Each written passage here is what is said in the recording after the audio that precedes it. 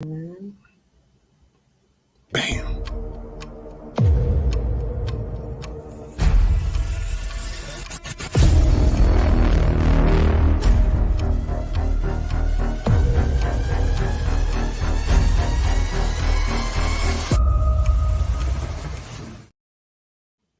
What up, natural is a vibe? Yeah, what up, good people?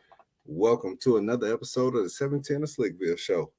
I am your host, Jay Brown, aka Mr. 710, and we are back up in this thing once again.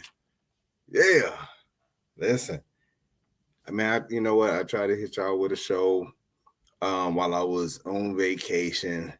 My bad. I know that feed was trash.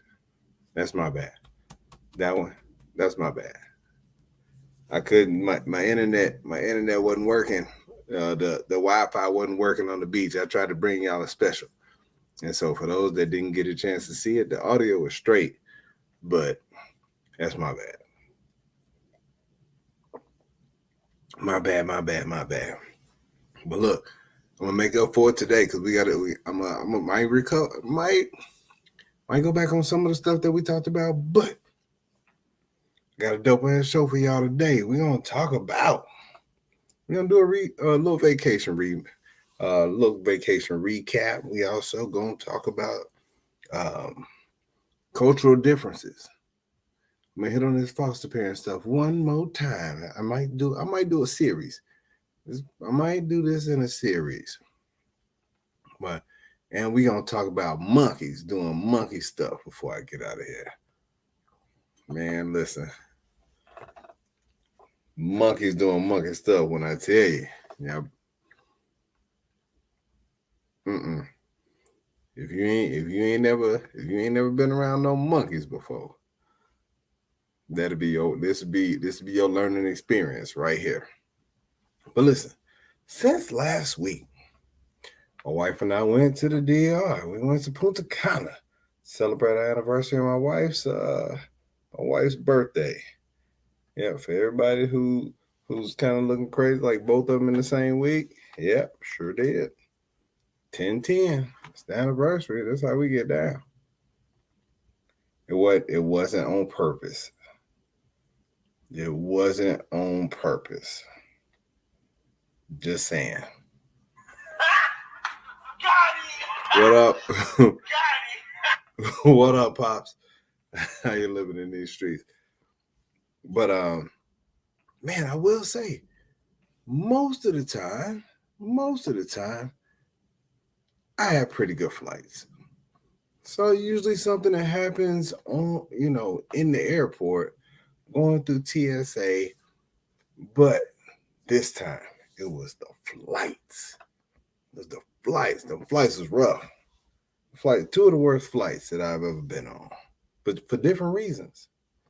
And so, flight number one, which I kind of covered in the show I tried to do while I was over there, this was the most pianist flight that I have ever been on. Like, I had never seen so many people go to the bathroom, and the flight was only like 2 hours, 2.5, 3 hours at the most. Now I've been on flights. Like, I lived in South Korea. And we're gonna talk about something that happened over there later on in the show. But I lived in South Korea. Those flights, even from where I was going, his favorite daughter, what up? Where I was going to California, 4-hour flight, it wasn't that much peeing. From California or San Francisco to Tokyo, yeah, that was about 10 hours. It was some peeing on that flight. Folks had to get up and walk around on that flight. But come on now, like, listen, it's 2.5 hours. There's a whole bunch of adults that did not go to the bathroom before they got on this plane. And it made me so mad because I couldn't sleep. I had an aisle seat and I was getting bumped. It felt like every 3 minutes. So thought I was gonna get a little nap. What? Somebody want me? No. There's somebody else going to take a piss. We get towards the end of the flight. It's like 30 minutes, and like I said, in my mind, I was like, you know what? The next person, I was at that level. The next person talk about they need to go, they need to pee. Walk past me needing to go pee. I'm gonna yell out bomb. I'm doing it. Bomb. We need an emergency landing because it's too much pee on this plane.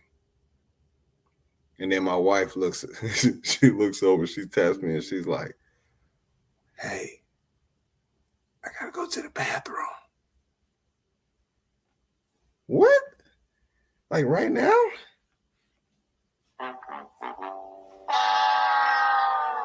So I'm kind of slow getting my stuff together. I'm taking out my earphones, putting my laptop up, and as soon as I say that, as soon as I put my stuff up to give her some space to get out, the captain comes on. We are making our final descents into Punta Cana. So we're expecting a little bit of turbulence. So we're going to put that fasten seatbelt on. And we have completely suspended surface. We need everybody to stay in their seat for right now. For the duration of the flight. Thank you for choosing Nice Airlines, and we will be landing in about 30 minutes. Damn! She had to hold it for that 30. She had to hold it for the 30. I hate that. My wife, I love her to death. I don't know why she waits to the last minute to go to the bathroom. But she do it at home, so I know she waited to the last minute on the plane. It was probably an emergency. What up, Jen? Y'all. You probably waited to the last minute on the plane. It was a failure. So of course we sitting in the 20s, and for some reason it always takes forever to get off the plane. People getting off the plane, we got folks standing there, and of course everybody try to jump up. I was like, baby, just do like those people that everybody talk about. As soon as the plane land, jump up and start walking to the front. You walk to the back, you ain't never getting out. We ain't never getting off the plane. But get up and start walking to the front. Be that person. Be that person that nobody likes. Because if you got to pee that bad, it's been 30 minutes. Everybody understand. They'll get out the way if you like, hey, you either get out the way or get pissed on. They'll figure it out. They'll figure it out. But we get there, and I knew we was going someplace hot, but Punta Cana is hot. The airport is hot. Like, you get off the plane into heat. Like, I wasn't expecting. I don't know if I was expecting it, but it was off the plane into heat. Now, I've been to different places. We've been to Jamaica. It wasn't off the plane into heat like a 30-degree difference from 60 degrees on the plane to 90. It was too hot.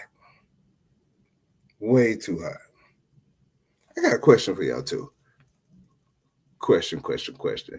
When you going somewhere, when you're taking a flight somewhere and you know that the climate is different from where you are to where you're going, do you dress for where you are or for where you're going? Case in point, I've flown from South Korea and I landed in Chicago. In South Korea, when I left, it was 70. When I got to Chicago, it was 30. You dress for where you're going or where you at? I don't know. I'm trying to figure that out. What up, Jay? Trying to figure that out. Cause yeah, on the way back, all I had, I'm thinking that I checked the weather. It's supposed to be 60. It's been 85 to 90 degrees where we're at. So I brought sweats for when I was going back. But I felt weird. Because everybody else had on shorts. I got on my sweats. Not a sweat shirt. I still had a t-shirt on, but I had some sweatpants on. I also had my I cuss. I'm cool, but I cuss like a MF shirt. on, and the flight attendants wanted to say, they wanted to see if I was going to say some cuss words, and I let one out. I let a good one out when we landed. Because when I tell you, on the way home, so this is one cool part about the flight. We watched live TV, and probably about 30% of the flight, 80% of the dudes had on the Tennessee-Alabama game because we were able to get reception. We were back over in the U.S. part of the water, so you can get live TV on that part. And it was towards the end of the game. One of the flight attendants that came from behind me, she stopped. She was like, "Oh, the game was on. It's getting close to the end. Did Alabama win?" And I was like, "No.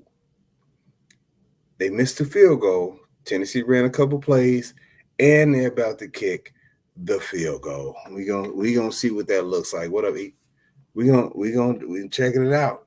They just called a timeout." And she was like, "This chick stopped working. She stopped working. Like, she was like, I'm out. I'm not working anymore. I'm gonna stand here and watch the game." My screen too little. And you see all these other screens with all these other people watching the game.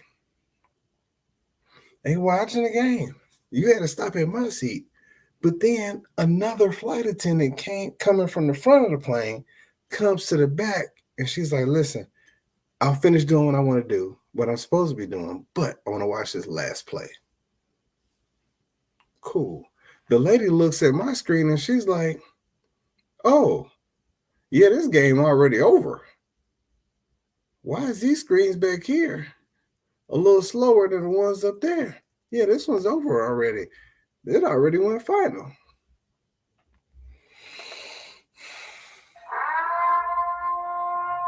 You have got to be kidding me. You have got to be kidding me. Because there was no reaction from the front of the plane. And if you've seen it already, and you know it's already, she came back there and she was like, "I'm not going to give it away." But it went final up there. What? All right. So what you told me is that this is the last play. There's no overtime. Just because you didn't tell me who won, this is the last play. The game is going to be over right now. Come on, man.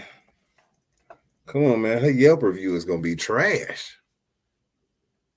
I didn't ask you for no commentary.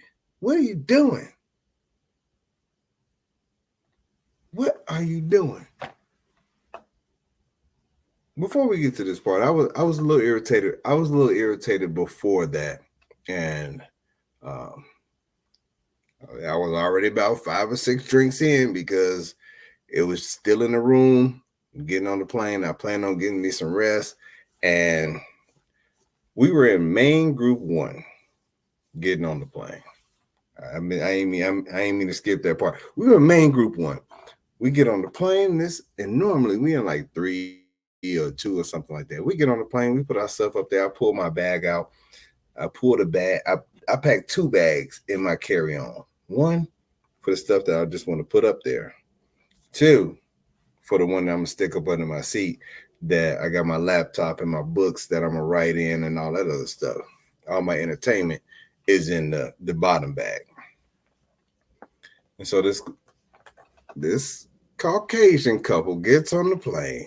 They in like boarding group 3 or something like that. They get on the plane and the guy's trying to find somewhere to put the bag. And the girl was like, "Hey, whose little gray bag is this one right here?" "Well, it's mine. It's the problem." "Yeah, can you put that one under your seat?"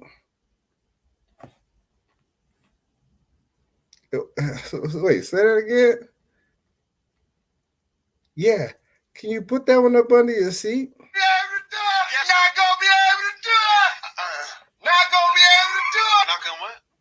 Not gonna be able to do it, in the words of the great Jalen Rose. We are not doing that one. No, I'm not gonna move. I'm not moving my bag. You can turn it to the side, but I'm not pulling my bag down. No, I'm not putting that bag up under my seat. It's the reason why I put it up there in the first place is because I didn't want it up under the seat. I did not care about your bag and your problems. What you should have done was get in boarding group 1 like I did so that you could have put your bag up there earlier. I'm not going to inconvenience myself for your bag. I done been nice all week. I ain't trying to be nice. You can go on some miss me with that one. You can miss me with that one. Pass. Hard pass on that. I was like, yo, I almost felt like a little bit of. Nah, I ain't feel bad at all. I thought I was gonna feel bad. I ain't feel bad at all. I look like moving my bag. I would never ask somebody else to move their bag up under their seat, especially somebody that could be my height. Hell no. No. And they got up off of it. They ain't say nothing else. I was like, yeah. Izzy, what up, though? Yeah, I'm not doing that. It's not how I get down. Mr. Baby, what happening?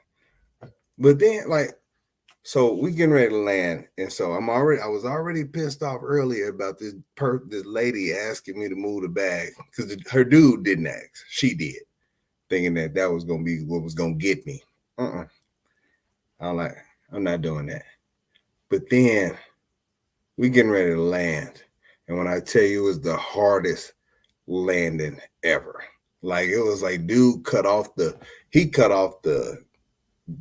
propeller on the helicopter and it just went straight down. We hit so hard. I told you I had my cussing shirt on. I'm cool, but I cuss like an MF. When we hit, it was like boom.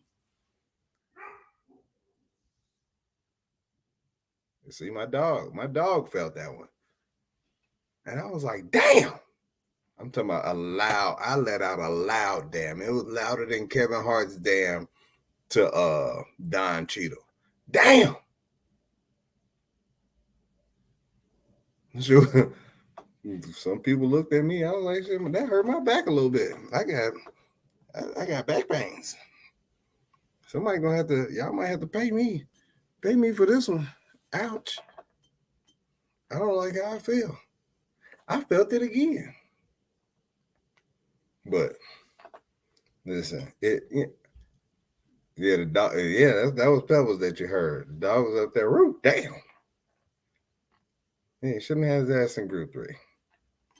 Man, we do all of this. We get off the plane. It feels like, so if you've ever flown, if you've ever flown international into Hartsfield, and Atlanta was your last stop, it is the longest. And when I tell you the longest walk to get from your gate out the airport through, like, you got to go. Let me see. I had the great idea, and I think Pops had a great idea one day too. You know what? I got time. I'm gonna walk instead of taking a little train. And you try to walk from T gates all the way to D or E. It's long. Choco Ladybug, what's cracking? It's long. It's a long walk. The walk from the international terminal all the way through to baggage claim, through customs, out the airport. I put about 400 steps on the watch. I mean 4,000. I know I put 4,000 on there. I was sweating. Man, we had to pay $60 for a lift. 60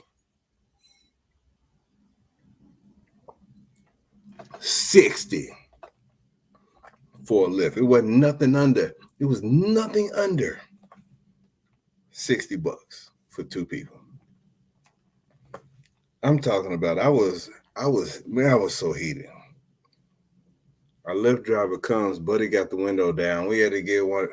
He pulls up in his little expedition, and He got the window down. And he had the window down. I was like, oh, well, it's not bad. 60 feels like 67, 70 or something like that. Not bad. But I kept smelling something. It was a Lift Lux is what it was. But that was the cheapest one, was the Lift Lux. Everything else was $68, $70 and above. Listen, when I tell you, I kept smelling something. I checked myself twice, and I'm sitting in the back. I know the window's down. Hold on, let me do a little check. It's not me. It's not me. It was the driver. The driver was funky. The driver been driving all day. He might have left the house like that, but he been driving. He smelled like he been driving all day.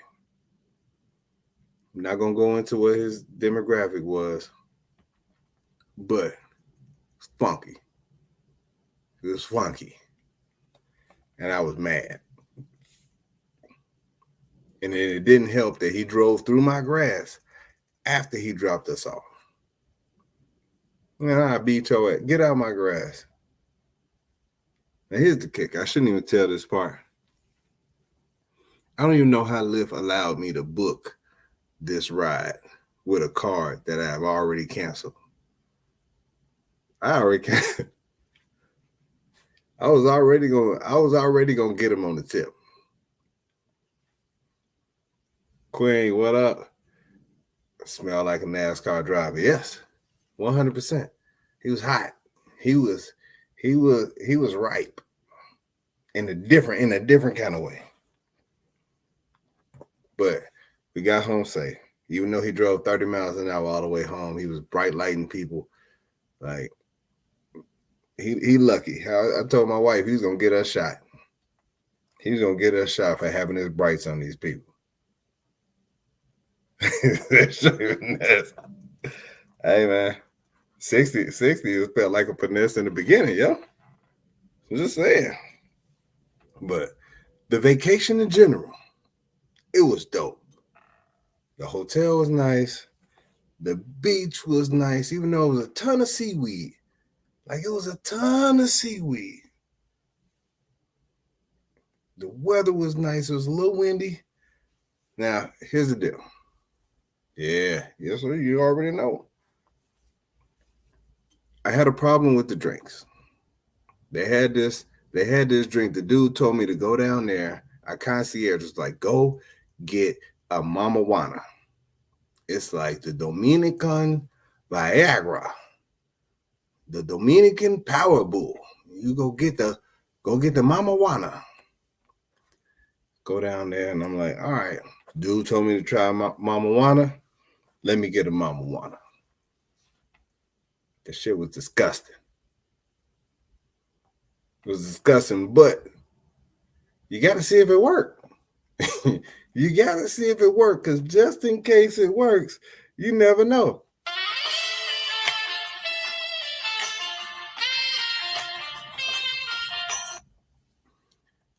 Hey, you never know. I was like, hey, it's true. We're gonna test this thing out. Now I was like, listen. Before I get this Mama Juana, before I get down on that, it's not gonna have me out here walking around inappropriately. Like, I don't want to walk around with a pitch tent for no reason, because somebody might call them folks on me. And stronger than that, the blue pill, that blue pack that you get at the gas station. I was like, what is going on here? But it was disgusting. But overall, man, I think I drank more this past week than I ever have on any cruise that we've been on.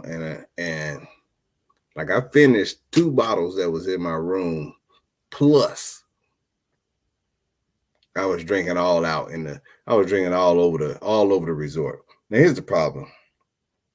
Depending on who you get, like, I tip when I'm drinking, because I want them to make me a strong drink. This lady came, I tipped her off top. Bam. Here's a couple dollars. Boom. She come bring me some what felt like a virgin pina colada. Listen. I don't want no virgin pina coladas. I want a whole pina colada. I want one of them pina coladas that's been ran through. You know what I'm saying? Like I want I want that pina colada that's been out there in them streets. That's for the streets. You feel me? Like I want it to be bad. Let me get one of those pina coladas that's. You know what?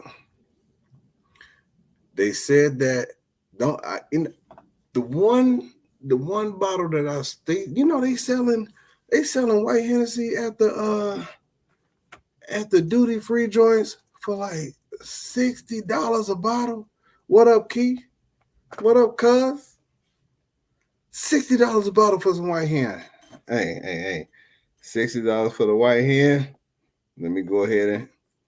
I think you're not gonna be able to do it. Not gonna be able to do it. I'm not gonna be able to do it. Man, I was trying pina coladas. I was trying daiquiris. I was drinking Johnny Walker Blacks on the rock, just straight. Like, don't even give me no ice. I am trying to get toe down, and y'all are hating on me. That's what I felt like, you're hating on me. But that ain't even a hustle. Like the tip hustle. The tip hustle is one thing. Like, yo, everybody out here got their hand out looking for a tip, which is fine. This is how you get down. But on the beach hustle is amazing. They had these dudes walking around with a parrot, a monkey, and a lizard. And I met this couple from Arkansas. It was a younger white couple. When I say younger, they was some babies. They had just graduated college. Sitting around the bar talking, he was telling me the story about the guy ran up on them and was like, come here, take a picture with my parrot. Then they not knowing, they thinking that, hey, I'm gonna take a picture, give them $5. Fam, dude took a picture with his phone, went in his phone, found his Cash App, and hit him for $120. Slapped the bird on his girl and the monkey on the girl. Hit him for a total of $330. I was like, boy, you a fool. Boy, you a fool. Nah, I've seen them dudes, and I know him. He would have got his ass beat had he tried to get a little brody with him, but $330? Come on, man. You got to put that fingerprint joint on your Cash App, folks. Like, you got to. You got to put the fingerprint joint on your Cash App, or one of us gonna be drowned out here, because y'all, we're not doing this. First of all, them dudes try to call me up. Come on. Come take a picture. First of all, I'm a grown-ass man.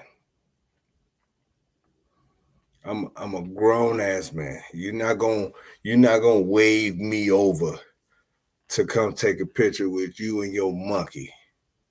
Hell no. I don't want to take a picture with your monkey. I don't want to take a picture with his lizard. I don't want to take a picture with Buddy's bird. All of that. I'm not here for that. I'm not here for that at all. They over there, they asking me 4 or 5 times, like, hey, buddy, do you want you want a bracelet? No. You want some Mama Wana? This dude tried to sell me.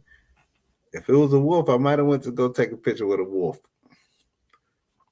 But this dude tried to sell me some Mama Wana. And I'm like, why would I buy your Mama Wana when I can get some Mama Wana that we had already paid for in the hotel on the resort? Like, stop playing. And then he was like, well, what about this pipe? You want to buy a pipe? First of all, why would I buy a pipe and I ain't got nothing to put in it? What are you doing? Come on, man. I was like, see, y'all trying to hustle, but y'all not gonna get me. Y'all not gonna get me like y'all got them. And I was still like, when dude told me he in them for $330, I was like, how? Hold on, bro. How? I'm saying how? Like, how? Talk to me, bro. No, you're not gonna hit me for that. I don't even think we paid. I don't even think we paid. We barely spent $100 after we got there. Probably about $130. Ain't paying. No, we're not doing that. But I was glad we went. Adults only hotel. You know, they did tell us. They scared me in the beginning, and when they tell you don't drink the water. Tell you don't drink the water, and I'm one of those people that when I get ready to brush my teeth, I run my toothbrush under the water, and I was like, "Oh, can I do that? I don't think I can do that." You man, what messed me up is day one. Day one, I go get in the hot tub. I had these my Moanas. I'm all toe down. We had lobster the first night. Next morning, my stomach is jacked. I get up in the morning, my stomach is jacked. Like Nay, I woke Nay up.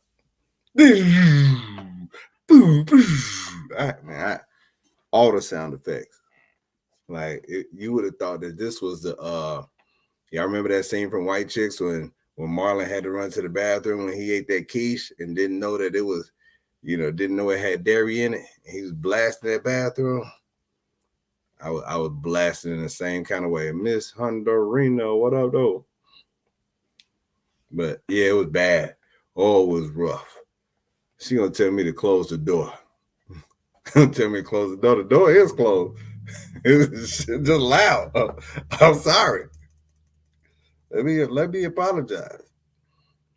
I will say, I was so a couple days in, we sitting there, go out on the balcony, we see all the people. We could see everything from where our room was. Like we see the people going to the beach, we could see people coming back. We was in a real good spot to be nosy if we was those type of people. But while we were there, man, I don't know what room it came from. It was either next door. Oh, I think it was next door. I thought it was underneath or to the side somewhere, but we thought we was gonna have to call those folks. Cause I'm sitting there and I'm TV on and I hear, whoa, whoa, all the sound effects. All of them.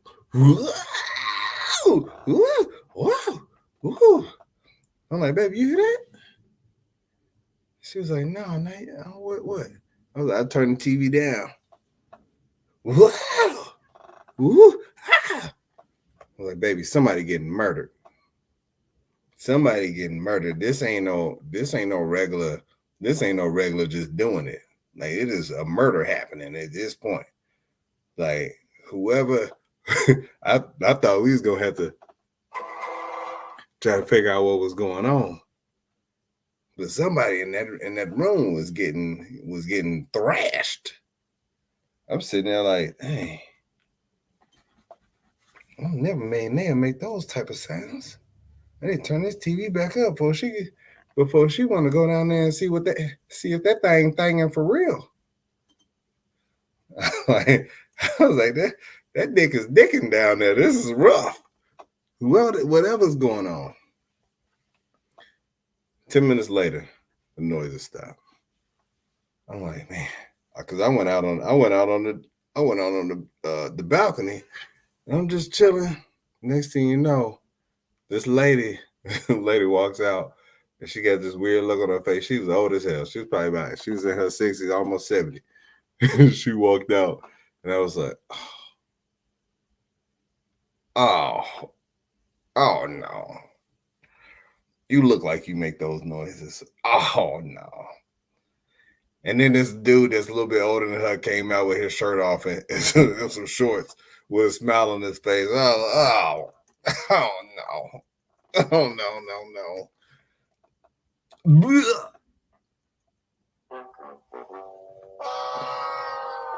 Mm-mm. It was disgusting. It was really disgusting. But look, we went to it's crazy. So they gave us these options of excursions to do. And one of the two excursions that we were probably the most interested in would involved animals. The one that we didn't do was like, all right, so you got these horses and you ride them out by the beach and then they get in the water and they swim. What? Wait, say it. Hold on. You ride them out in the water and then they go in the water and they swim. What? Horses can't swim?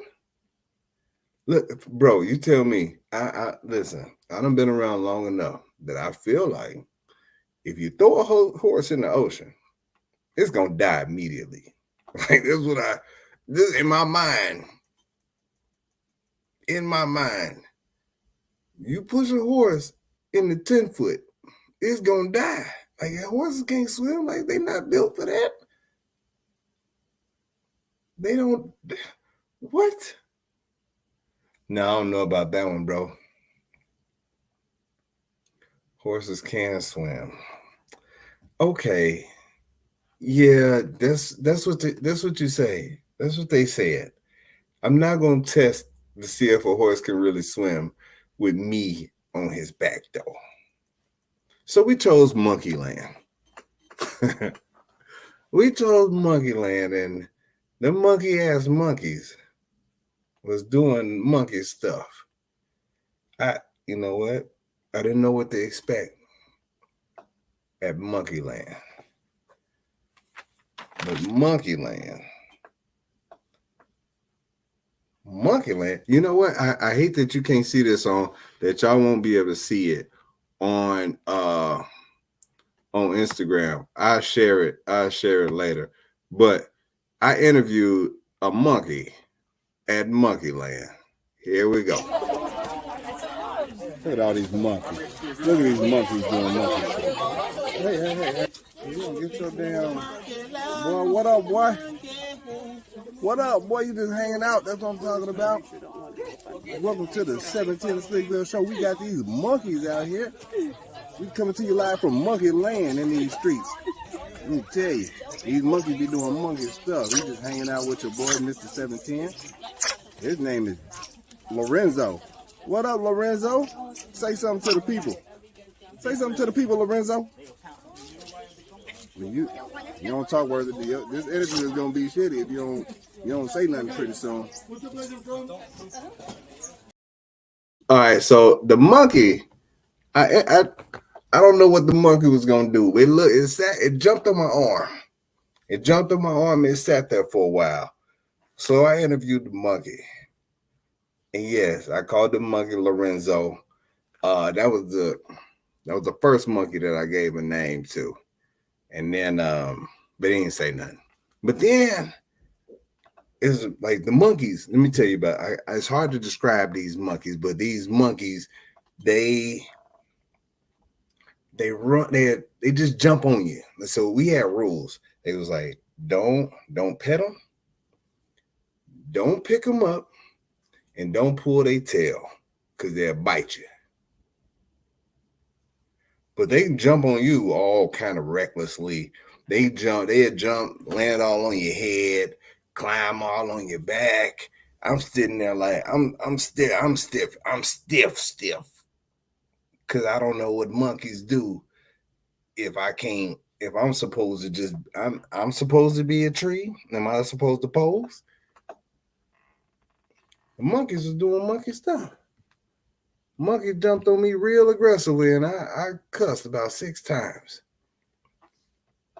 And one of the monkeys almost took his last shit. The last one. Look, I'm sitting there, and one of the monkeys jumped on my shoulder, jumped on my head, and then I had my little bucket hat on with the little string under there, and he started trying to pull the string. Now, you know, monkeys steal. And I'm like, hey, monkey, hey, Earl, you need to get off. You need to get off my hat. Let go of my hat, Earl. Earl jumps on the top of my hat. And I'm recording him so I can see him. And Earl got some orange coming out his butt. Hold on now. Wait a minute. I almost body slammed the hell out of Earl.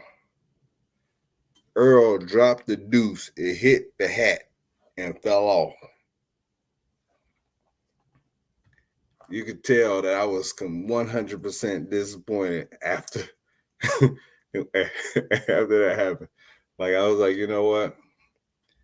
Y'all monkeys doing monkey shit. Like, this wasn't part of the program. Y'all didn't tell me that these monkeys wasn't potty trained, and they'll shit on you if you ain't careful. They'll straight drop a deuce on you if you ain't careful. That was about to be Earl's last doo-doo.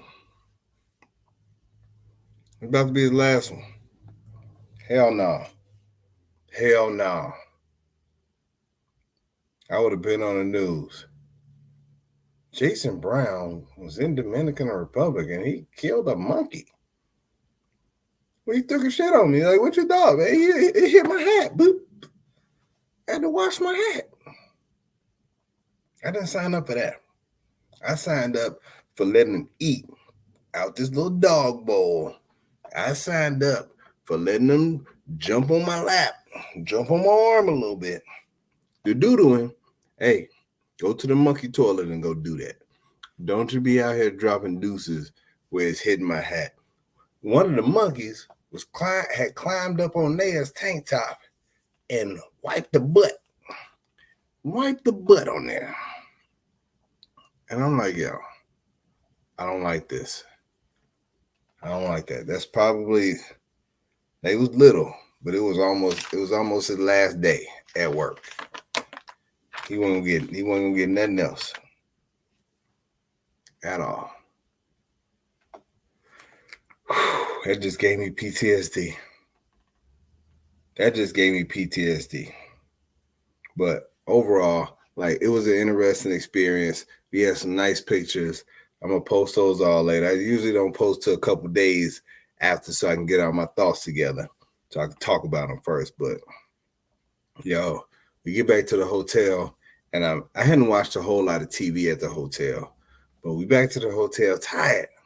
I'm flipping channels, and you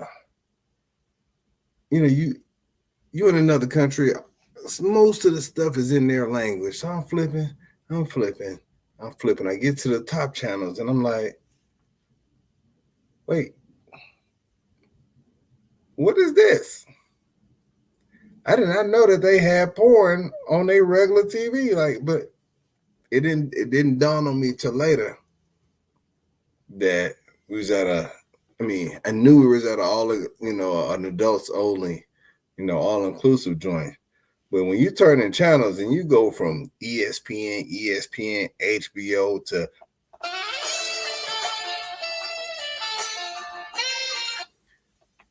like it surprises you. It surprises you when you're not expecting somebody to just be giving head on the TV. Like, oh, that's a high level fellatio. Like, I feel like I should keep changing, but we here for our anniversary, so baby, Baby, you see this? Yeah. It didn't work though. It didn't work. It didn't work. But look, yeah, it was a good time though. It was definitely a good time. But look, one of the things that I wanted to talk about really, really quick before I got two things I want to get to. I got 15 minutes before I get on about this thing. All right. So actually, you know what? I'm gonna save the foster kid tales till next time. Since we're talking about different cultures and stuff like that. One of the things I'm starting to do a series on the foster care stuff. Actually, I'm gonna talk about it anyway. I'm gonna go into it right now. And so I was talking about since we just had two kids leave not too long ago, and it was an emotional leave for like a lot of it for the kid that was here, for what up, beauty, for the kid that was here, and then like for the parents, like being able to see all of that, and the emotional part was just came in the form of him not being ready to leave, and so that was a good part. Like, all right, that's dope. Not ready to leave lets us know that we're doing something right. Now the crazy part is that's just one of the good parts of it. But the bad part of it is that foster care is needed in the first place. And so, when people be like, oh, you're a foster parent, oh, that's so nice, and oh, it couldn't be us, and you guys are doing just so wonderful. I'm like, if you knew what I was thinking half the time, like, I appreciate it. But one of the things that, like, my dad and I, we talk about the parenting thing a lot, and there was a lot of stuff that, between, a lot of stuff that he didn't necessarily have to deal with my brother and I, because we weren't bad. We just liked to play. We enjoyed each other's company after we get to a certain age, and we just like to have fun. We still like to have fun. Like, that part hadn't changed. Most people that know us would be like, yo, yeah, they still childish, but they enjoy our relationship because they know that it's genuine. But when you see these kids, and you start, they put us through training. They put us through this long training, 6 hours for over a bunch of weeks, and you can go through all of that, and none of it prepares you for actually having a kid. None of it prepares you to have the first kid that comes into your home and tell you, the reason why I'm yelling at you is because you don't never let me watch TV. You don't never let me play with my tablet, and you always be laughing at me. I was like, well, has yelling at me worked? No. But the reason why I'm yelling at you,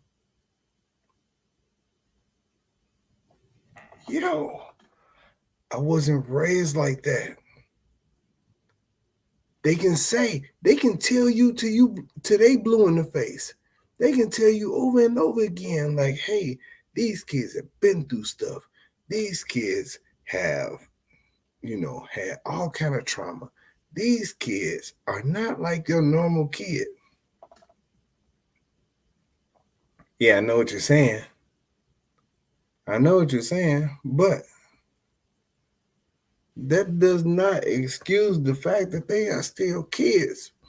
It doesn't change how, like, your own core values, when it's like, listen, there's only so much disrespect that I can take before I'm like, all right, I gotta do something.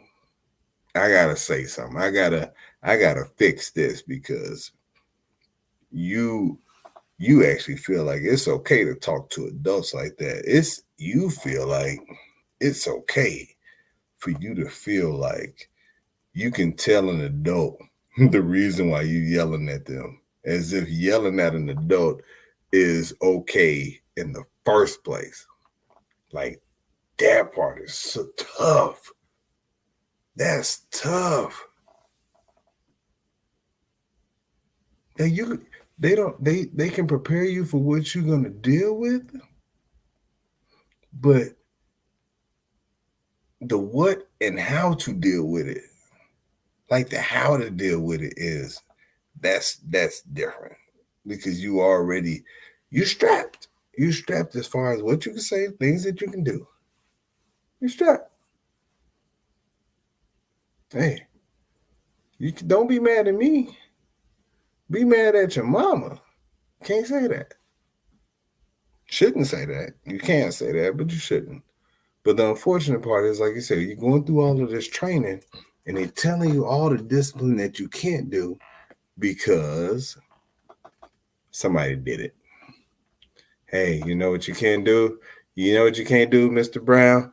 You can't tie a kid up and put him in the closet. Wait, huh? You can't do what?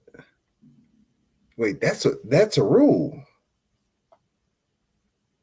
Yeah, Mr. Brown. You also can't, you can't discipline a kid by putting cigarettes out on them. Somebody did that too. They tied him up,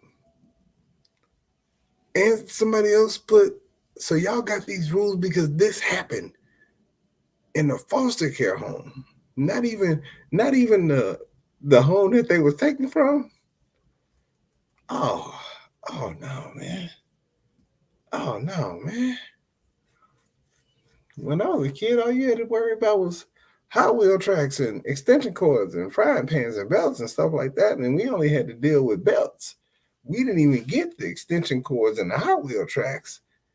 I mean, we got slapped when we was younger. And I don't know if that would constitute as, getting us put into care. But damn, these kids must be lit for real.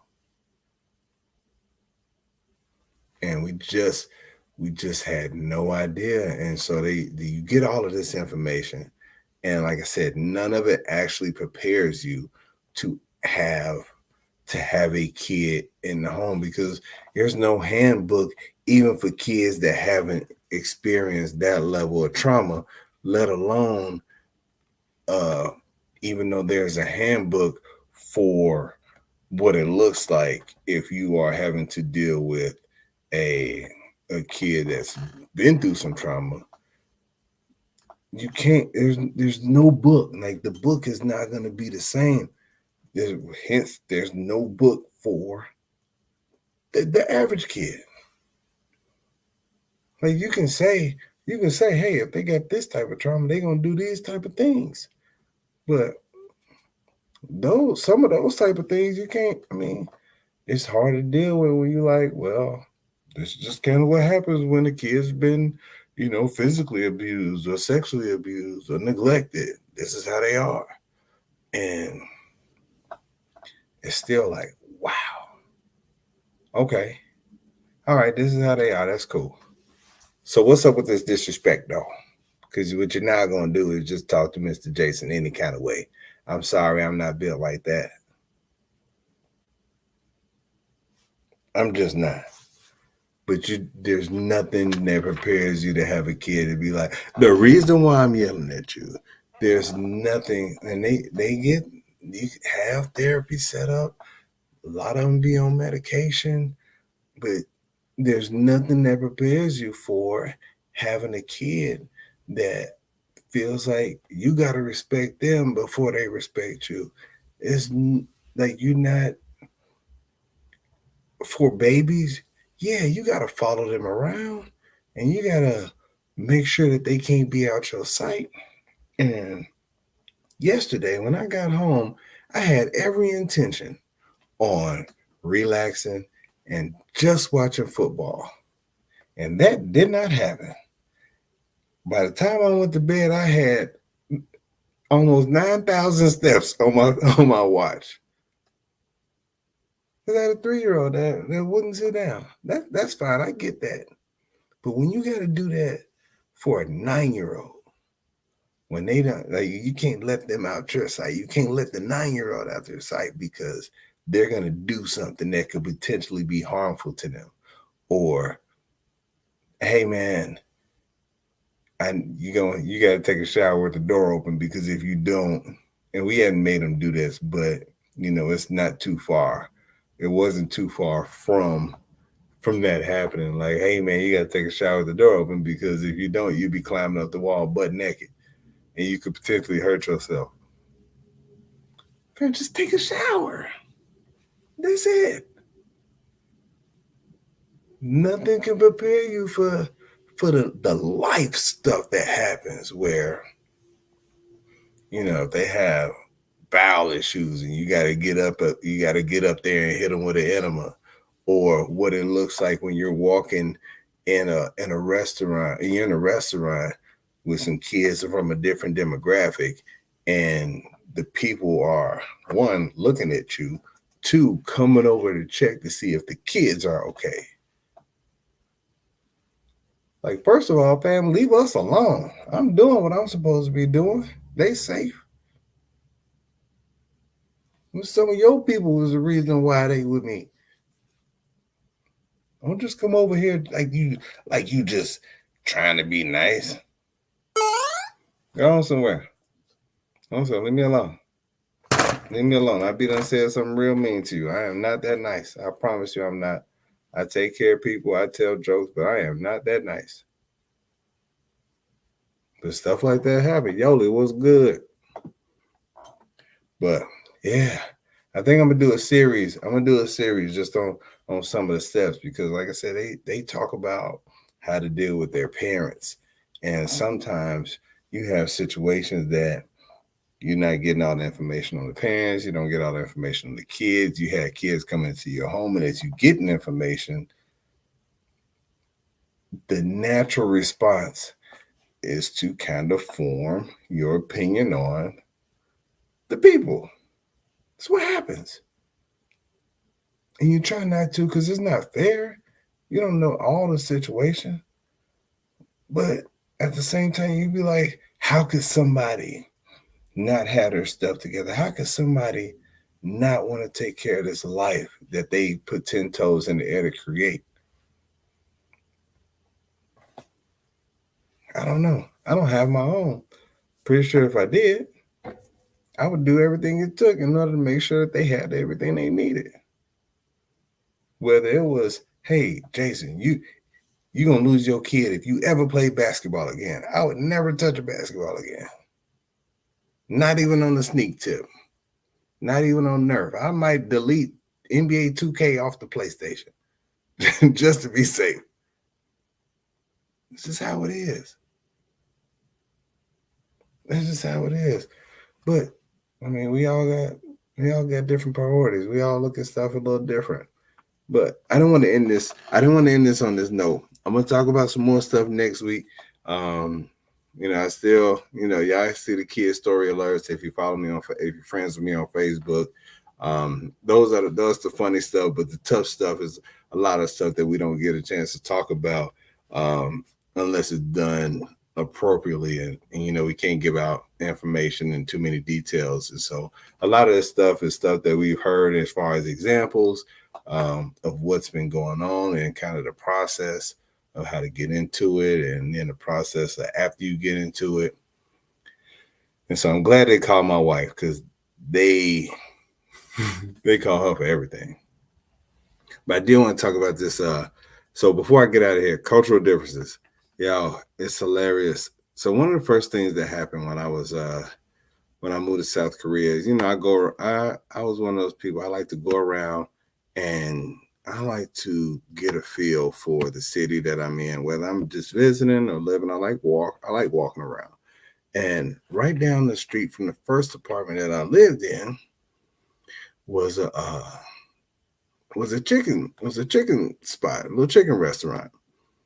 Behind the chicken restaurant, there was this truck that had it was like a flatbed truck. It was a short flatbed truck, had a chicken coop sitting on the back, full of chicken. All those chickens was on death row. Every last one of them. Now, one of the biggest difference from in the States, from the chicken you get in the States and the chicken, like you order a box of chicken. In the States, you tell them, do you want wings, thighs, legs? Wings, thighs, legs, breasts. That's what you're gonna get. If you want you could choose, boom, boom, boom.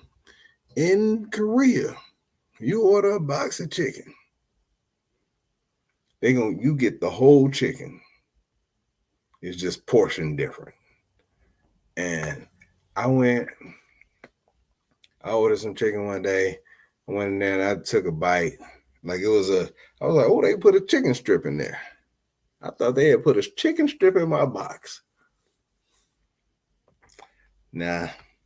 Wrong. It was not a chicken strip. I took a bite and the chicken strip, it was tough. It was the toughest chicken strip I'd ever had. I'm like, wait, what is this? They cooked the neck and put it in there. Like the whole, they just pop, whole chicken, bam, the neck. And so I went, some of my co-teachers that I went out with, they were all Korean. All of them were Korean. They barely spoke English. It was my first week.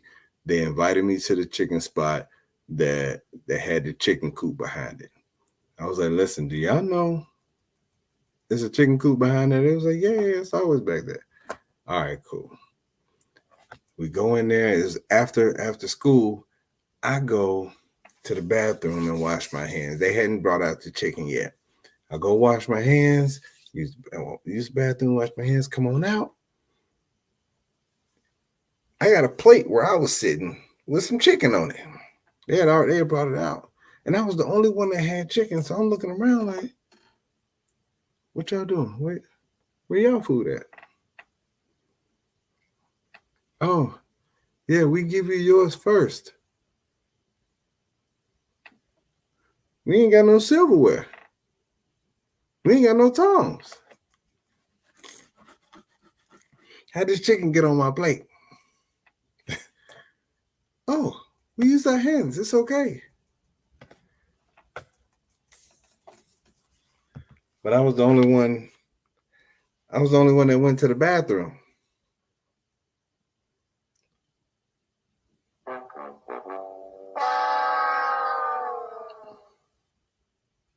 Yeah, I was the only one that went to the bathroom. They did not wash their hands at all. I was like, listen, y'all don't understand. Y'all been playing with dirty babies. Y'all been crawling around on the floor. And y'all been playing with dirty babies. And y'all ain't washed your hands at all. And now I go to the bathroom and I come back and I got chicken on my plate. And ain't no tongs, ain't no forks or nothing. Come on, man. I almost felt some kind of way because y'all wanted to go to a chicken spot. Like, I don't know if y'all had seen it on TV or something like that. that, you know, you thought black people just like chicken. But when I came out and I was just like, so. How? Hold on, bro. How?